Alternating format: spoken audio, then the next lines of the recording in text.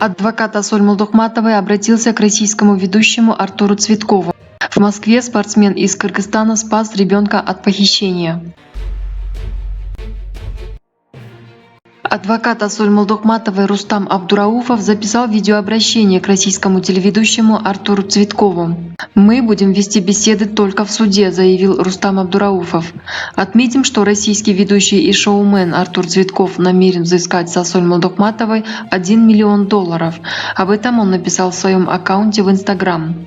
По его словам, конфликт с сотрудником общепита из Кыргызстана подхватила Асоль Молдухматова и назвала Артура Цветкова нацистом. Напомним, что Артур Цветков напал на кыргызстанца, который работает в точке общепита в Москве. Видео инцидента распространили в соцсетях. Ведущий зашел в заведение общепита со спущенной на подбородок маской. На замечание надеть ее среагировал агрессивно, стал грубить и нападать на работника. Артур Цветков вызвал полицию и написал заявление, которое сотрудники правоохранительных органов столицы Российской Федерации приняли.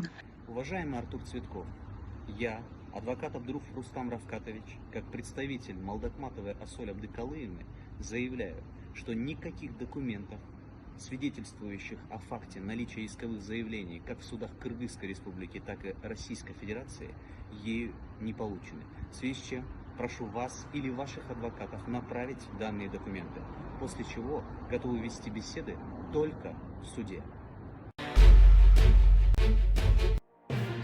Азамат Нуржанов, бывший член сборной Кыргызстана по легкой атлетике, спас в Москве ребенка от похищения.